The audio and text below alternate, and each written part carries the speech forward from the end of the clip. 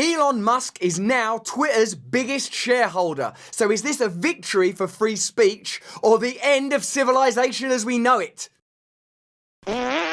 Hello, you 5.4 million awakening wonders. I'm so glad we get to go on this journey together, that we get to discuss complex questions, look at contemporary affairs, and talk about them looking at various angles, for life is multivalent. We know that now, and if we don't individually and collectively awaken, we're doomed to live in ignorance and darkness, espousing other people's opinions as if they were our own. Today we're going to be talking about Elon Musk purchasing a significant stake in Twitter. Some people will think this is just another example of a billionaire, in this case the world's richest man, acquiring means to propagate a particular perspective and message. Others will think this is an incredible victory for free speech because Elon Musk is a famously outspoken person, and probably your feelings about this story say a lot about you and where you stand on the cultural spectrum that seems to define our times and the way that we respond to many contemporary issues. You know I'm on tour at the moment, don't you? Come and see me live, where I have the opportunity to connect with you directly. And if you're not a member of my mailing list yet, join it. It's just one click away. We'll put a link up at the end of this video. Now let's get into this story and consider the various points. And I should right up front declare I've met Elon Musk one time where I didn't really connect to him super well because it was sort of like at a gathering, and I found him sort of like a bit difficult. Someone goes, oh, this guy's Elon Musk, he's a genius or whatever. I think that immediately puts my back up. Genius, you say? Well, I'm intimidated. And then though, more recently, and regular viewers of our channel will know this, he tweeted about this channel that he thought it was great. So obviously I'm affected by that. But also I'm aware that you don't become the world's richest man without cracking a few eggs, that with that kind of wealth comes incredible power, but also that we're in the midst of a peculiar time culturally that definitely includes a degree of censorship, cancellation, people becoming polemic and overt on both or either side of the argument. And what we're interested in on this channel is trying to encourage you and me and all of us to think openly and in different ways and move towards one another to find shared and collective values. What I mean by that is, if you have a clear principle, it doesn't matter what your agenda and objective is, the principle is the thing. So what you'll find when you read the comments below this video, and I encourage you to comment below, is that people will essentially be expressing what their existing viewpoint is. I don't like Elon Musk, he's a fascist, he's da-da-da-da-da, or I love Elon, he's a bro, he's based. People will come at it from those kind of perspectives. What we're going to try and do is see how we can understand various perspectives. This is what MSNBC said on the subject. The last thing before we go tonight, Elon Musk, the CEO of Tesla and SpaceX, is one of Twitter's largest critics and now its biggest shareholder. The world's richest person bought up about 9% of the company, and his reasons why have launched a lot of questions. Back in December, Musk tweeted a meme depicting Twitter's new CEO as Joseph Stalin. In February, as Russia invaded Ukraine, Musk said he resisted demands to block Russia's news sites from his Starlink internet satellites, calling himself a free speech absolutist. One thing that's interesting is that Elon Musk is an avid and unique user of Twitter. He uses it in a brilliant, innovative and provocative way. In fact, think about it, since Donald Trump, has anyone used Twitter this expertly? And what happened to Donald Trump? He was ultimately banned. Now, I know some of you really like Donald Trump. I know a lot of you dislike Donald Trump. I personally believe in free speech. And what I mean by that is I believe in people's rights to express opinions that I disagree with. I also believe that we should be sensitive around the kind of language we use, that we should be kind to one another, that we shouldn't use deliberately provocative, awkward, unpleasant, unkind language. That's the space I live in. I don't know what particular movement that allies me with. Just less than 2 weeks ago, he polled his 80 million followers asking if Twitter adheres to the principle that free speech is essential to a functioning democracy. Whether you're coming at Elon Musk and the Elon Musk Twitter issue from the perspective of, this being a change in the currency of free speech, or this being an attack on the virtues that you believe in, we should be aware that these kind of biases and influences exist all over media. All media channels are advertising based, except for a few exceptions. They therefore institutionally reflect the values of the companies that pay for their advertising. It's just simple. So in a way, this isn't novel at all. This is a vivid example of the relationship between money, power, and the ability to communicate. The reason so many of us are interested is because Elon Musk is an outspoken public figure, and his views are at odds with what most people think are the biases and tendencies that Twitter exhibits. And the primary piece of evidence around that would be the exclusion of Donald Trump from Twitter. Trump became the king of Twitter. Trump ran a country through Twitter, many people believed. Twitter removed Trump. So that is an exercise of power in two directions. So you can see how this terrain is being contested. You can see that whatever you think about this, Elon Musk acquiring a piece of Twitter and doing it so deftly and expertly and canvassing for opinion prior to the purchase, or at least prior to the revelation of the purchase, shows that a change in the public sphere is about to take place. Bloomberg opinion columnist Tim O'Brien points this out today. Quote, Musk probably isn't in it for the money, even though he's made about $1 billion on paper. He invested in Twitter to push it around, and that should worry free speech advocates. O'Brien goes on to say Musk fashions himself a free speech purist, but he bullies his critics. I suppose what this makes me consider is, what do we mean by free speech? And if what we mean by free speech is I want my side to win, that's not free speech. That's partisan tribalism. So really what all of us have to identify is how we feel about a particular issue, and then our willingness to allow people who feel differently to communicate. That's what free speech is. The public space has become so polemical, so intoxicated with tribalism, that when we talk about particular issues, we're frequently really trying to advance our own personal set of beliefs, our own agenda. What the Elon Musk Twitter story gives us is the opportunity to investigate ourselves. Are we interested in other people's free speech or our own free speech?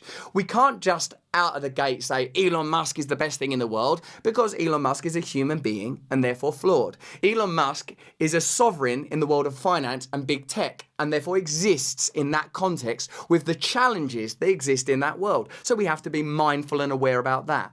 But he does speak about free speech in a way that is appealing. He is an interesting public figure. And again, most importantly of all, he does like this channel. Free speech. The question is, whose free speech? And the bigger question on everyone's mind now, will Musk's newfound Twitter power mean Trump will be back on the platform? Now, of course, that piece of news is on MSNBC, and we know that MSNBC have a particular set of biases.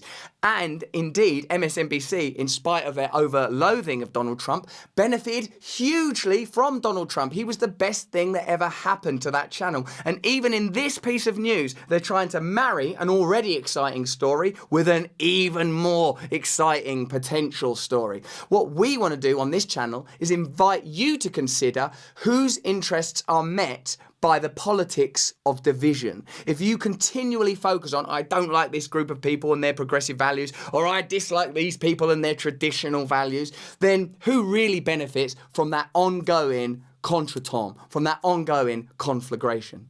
Twitter has confirmed it has been working on an edit button, but it denied the idea came after Musk held a poll on it. Oh, come on, he's got 80 million followers. He tweeted about having an edit button, and all of a sudden, actually, do you know what I've been thinking about? An edit button. I know those people at meetings that try and nick ideas that other people have come up with.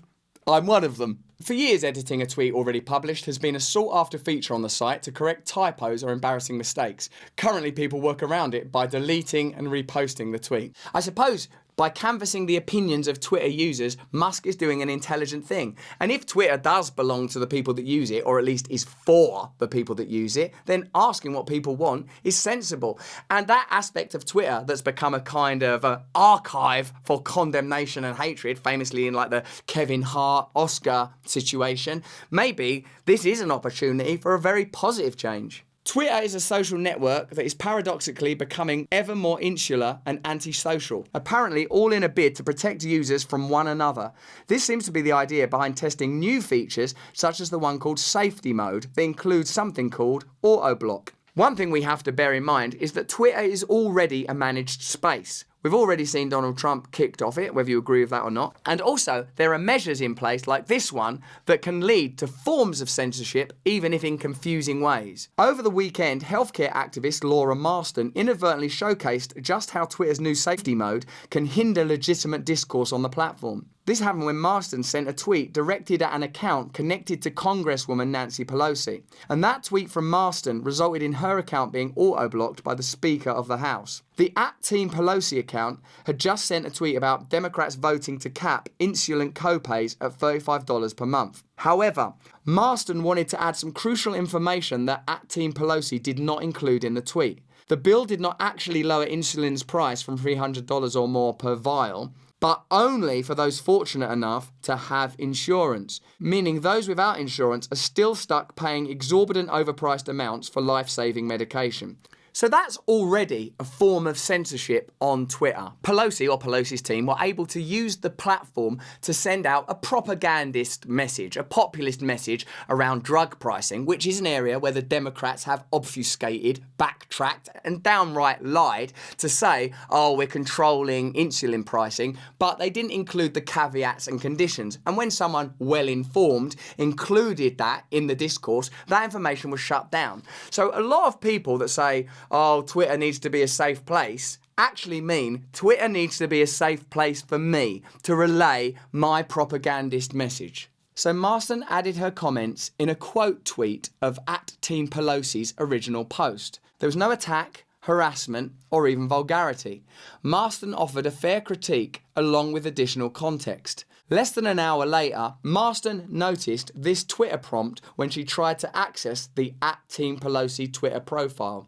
Auto-blocked by Twitter, reads the message, blocking Marston from viewing tweets from the account. You're temporarily auto-blocked from viewing and interacting with @Team Pelosi's tweets. This happened when they were in safety mode, and we flagged your interactions as potentially abusive or spammy. Well, firstly, I don't like the term spammy. That's a childish term. But if your objections to Elon Musk being on the platform are that he may somehow bias the output of the platform, well, there are already biases in place, as that story demonstrates. So I suppose this is something I find myself thinking about a lot. What we need are real values and principles, and real values and principles are costly because they are about having a set of beliefs that don't waver when they're inconvenient for you. What most people have is an agenda and an objective, and then use the values to meet the objective and agenda. We've got a safety mode because we don't want people being abused. Oh yeah, I suppose that safety mode did inadvertently mean we didn't face challenges when we released some information around insulin that wasn't entirely true because we wanted to be seen in a particular way. So if you've got real values, you would say, no, actually, I want people to be able to challenge that because we'd get to the truth of what's going on around this insulin story. So I'm happy to receive some criticism. So what I believe we need, whether you're a pro-Elon Musk person or a pro-Donald Trump or a pro-Pelosi person, is a set of values that don't alter when they're not convenient for your particular perspective.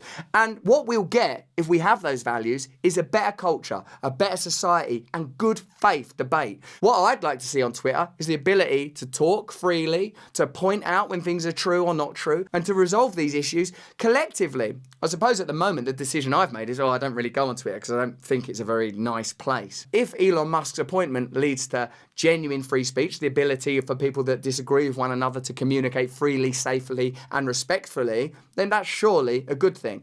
If it's just a different set of biases are represented, well, that's just a different thing rather than a better thing.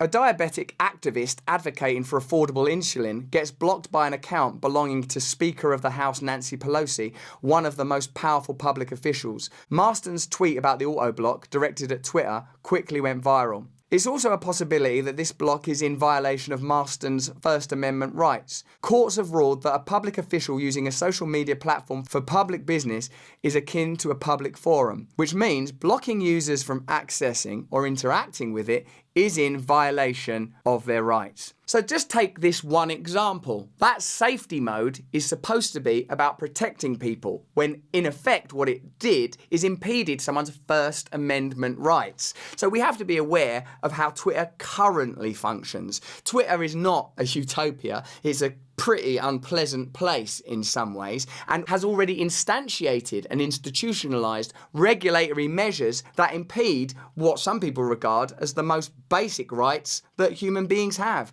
the right to free discourse. And in this instance, it's operating on behalf of whom? Just the regular Joe? No, a powerful public official. To do what? Censor dissent, shut down inquiry by an activist. So whatever Twitter is at the moment, it's not a utopia. There's no real legitimacy to querying Elon Musk's inclusion on that basis because it's already a somewhat hypocritical and contradictory place just within that remit. Twitter CEO Parag Agrawal once declared the company is not to be bound by the First Amendment. Bloody hell. I mean, surely Twitter is a subset of America or whatever country it's operating within.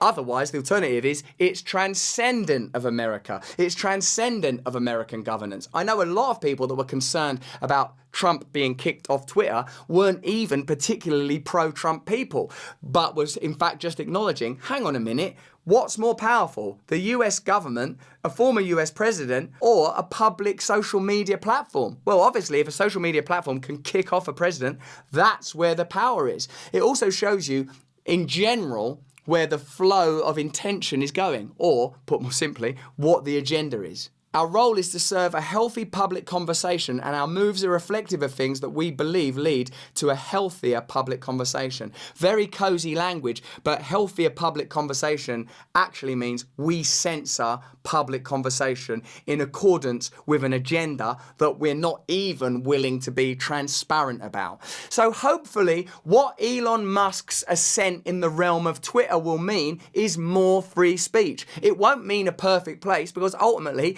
Elon Musk, love him or loathe him, is the world's richest man. And that comes with a lot of power and some would say a lot of responsibility. And your opinion on this issue is probably an expression of how you feel about Elon Musk. Even we are somewhat affected by the fact that he did a tweet about us saying that we were a great channel, better than the mainstream media. I'm not spiritually advanced enough not to be affected by that. But trying to remain open-minded, what I feel is that if it leads to a public conversation that's more inclusive, more open, more forgiving, with more willingness to move towards each other in good faith, then that is surely a good thing. But that's just what I think. What do you think? Let us know in the comments below. Give this video a like. Subscribe to our channel. Only 48% of you do currently. Keep subscribing. It really helps us. If you enjoyed this video, have a look at this one or this one. Please subscribe to my mailing list here so I can stay in communication with you. But most importantly of all, please stay free.